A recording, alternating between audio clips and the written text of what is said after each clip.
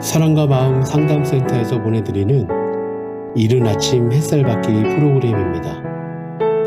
이 시간을 통해 하나님의 말씀에 나를 비춰보며 나 자신을 성찰하는 시간이 되시길 바랍니다. 이른 아침 햇살받기 시간입니다. 오늘은 열왕기하 16장을 살펴볼 건데요. 유다의 왕 아하스에 대한 이야기로 꽉 차 있는 장입니다. 아하스의 죄악은요, 상상을 초월합니다. 어느 정도냐면 자신의 아들을 우상 몰록의 제물로 바치는가 하면요, 선조들이 힘들게 없애버린 우상들을 다시 제조하게 합니다. 하나님께서 진짜 시퍼렇게 살아있음에도 불구하고 다른 나라의 신을 의지하였습니다. 유다의 각 성읍마다 산당을 만들기도 했고요. 여호와 신앙관을 시각으로 볼 때 엄청난 죄를 저질렀습니다. 참으로 이해할 수 없는 그런 일이 벌어졌습니다. 오늘 한번 이런 이야기, 왜 이런 일이 벌어졌는가 성경을 살펴보도록 하겠습니다. 아하스가 왕이 될 때가 뭐냐면 이스라엘의 반역한 왕인 베가가 이스라엘의 왕을 할 때 이제 유다의 왕으로 등극을 했습니다. 20세입니다. 나이가 20살 때 왕이 되었습니다. 16년간 다스렸는데 그 평가는 이렇습니다. 그의 조상 다윗과 같지 아니하여 그의 하나님 여호와께서 보시기에 정직히 행하지 아니하고, 이렇게 되어 있습니다. 이스라엘 여러 왕의 길로 행하며 또 여호와께서 이스라엘 자손 앞에서 쫓아내신 이방 사람의 가증한 일을 따라 자기 아들을 불 가운데로 지나가게 하며 또 산당들과 작은 산 위와 모든 푸른 나무 아래서 제사를 드리며 분향하였더라.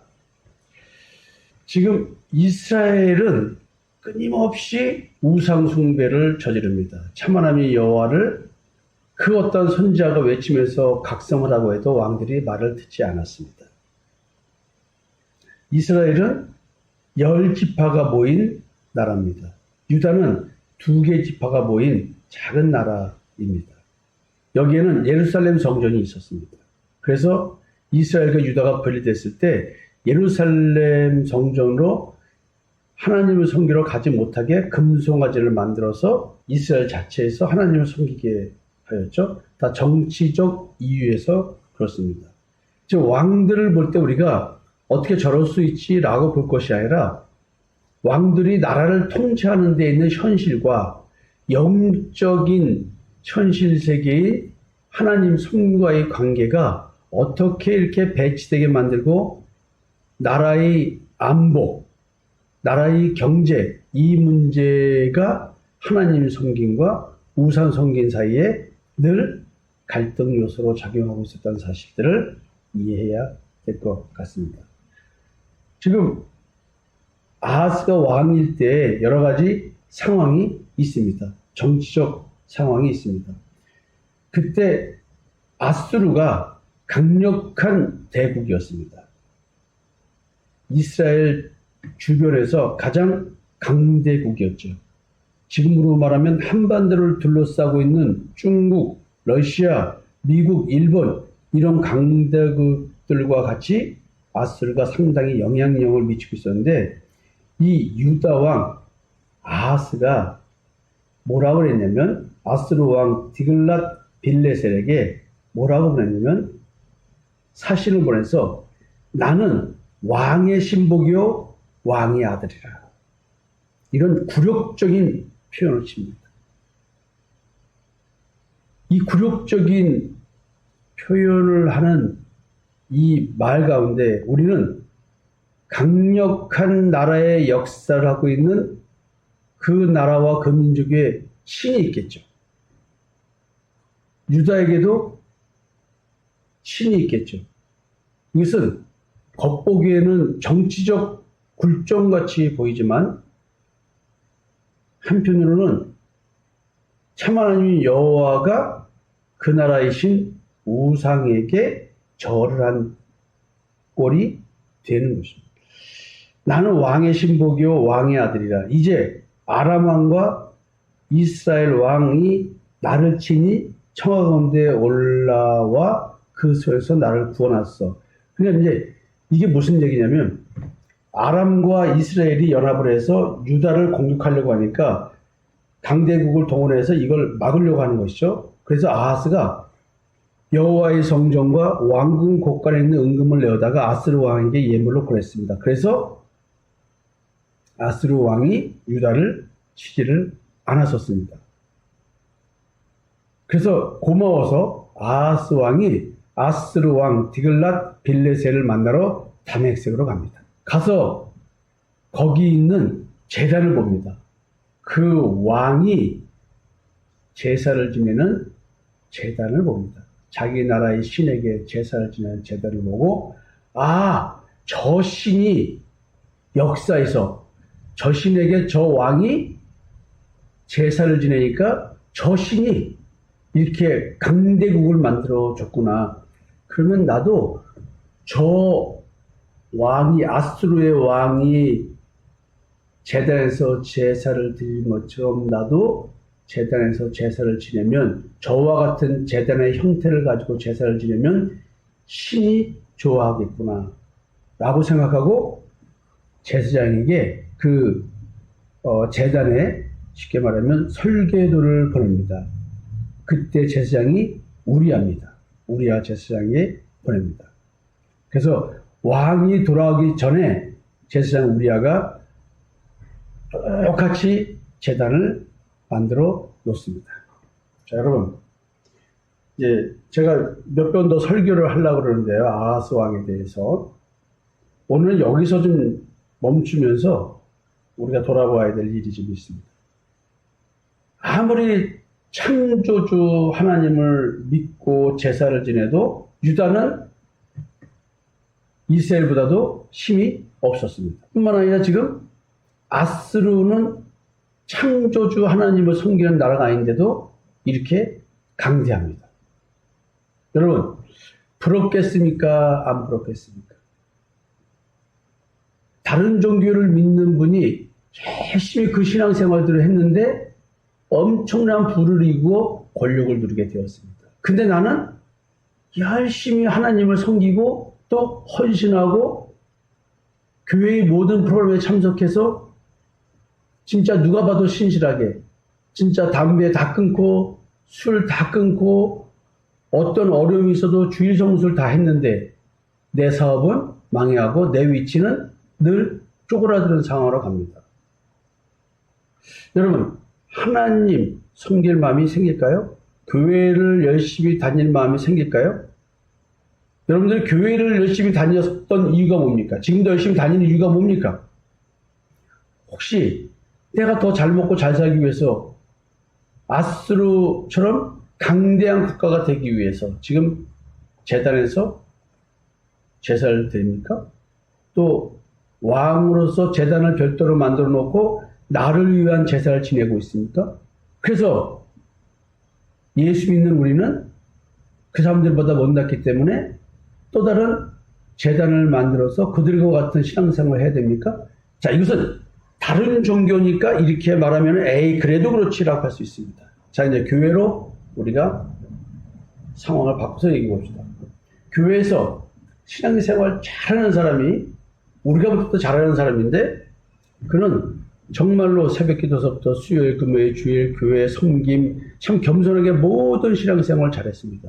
그랬더니 그 사람이 복을 받네요. 우리가 볼 때 세상적으로 잘 됩니다. 어느 여자 성도가 그렇게 했는데 남편이 잘 되고요. 자식들도 그렇게 잘 됩니다. 인류대학 다 가고요. 직장도 잘 잡고요. 참 떵떵으로 살면서 교회에 참 헌금도 많이 하고 또 많은 사람들도 도와주는 일들을 합니다. 그래서 나도 저렇게 열심히 신앙생활하면 저렇게 복을 받을 줄 알고 그 사람이 쌓는 재단, 신앙생활 그거를 본따려고 노력합니다. 목회자들은 말합니다. 이렇게 하나님 앞에 헌신하면서 신앙생활하고 말씀대로 살았더니 하나님께서 복을 주셨다. 근데 왜 어떤 사람은 그렇게 똑같이 했는데도 복을 못 받고 망할까요? 그렇게 따지면 목사들이 가장 부유하게 살아야 되지 않을까요? 여러분 어떻게 생각하십니까? 무엇 때문에 아하스 왕은 다른 나라 우상을 숭배하는 나라의 왕의 제단을 본받아서 똑같이 제단을 만들려고 할까요? 참 고민해 볼 일입니다. 왜냐하면 하나님 믿어도 되는 게 없는 거예요. 하나님은 정확히 욕을 하십니다.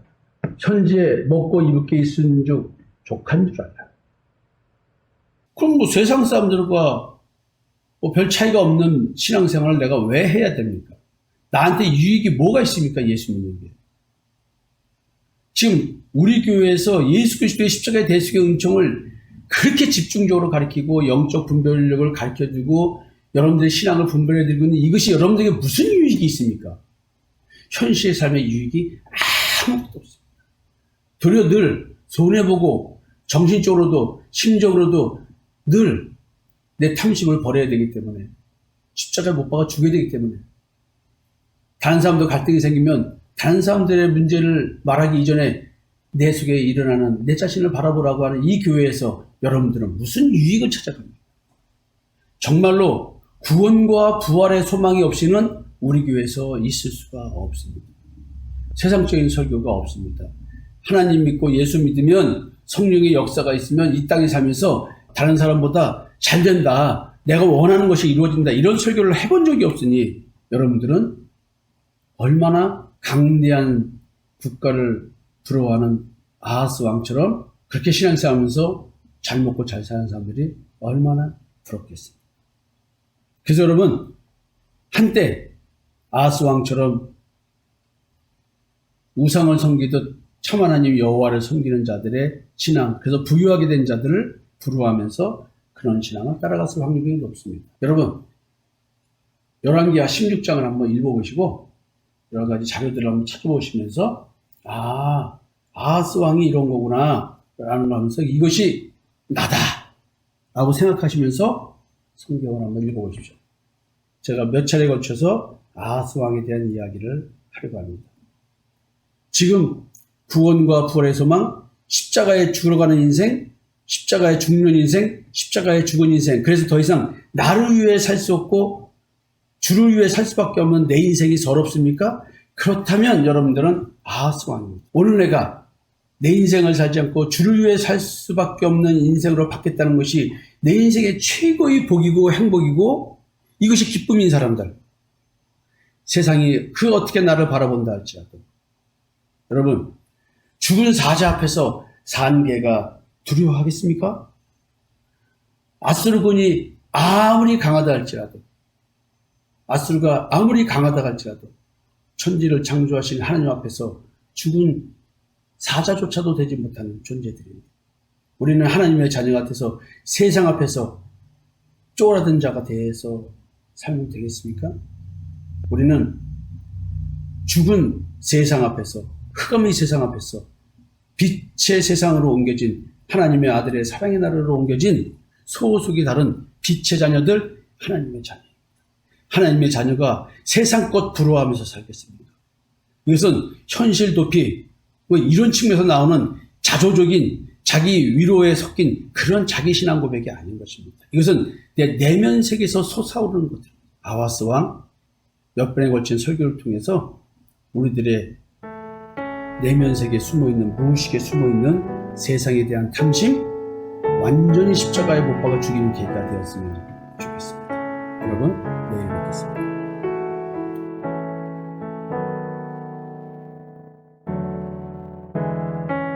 지금까지 이른 아침 햇살 받기 프로그램이었습니다.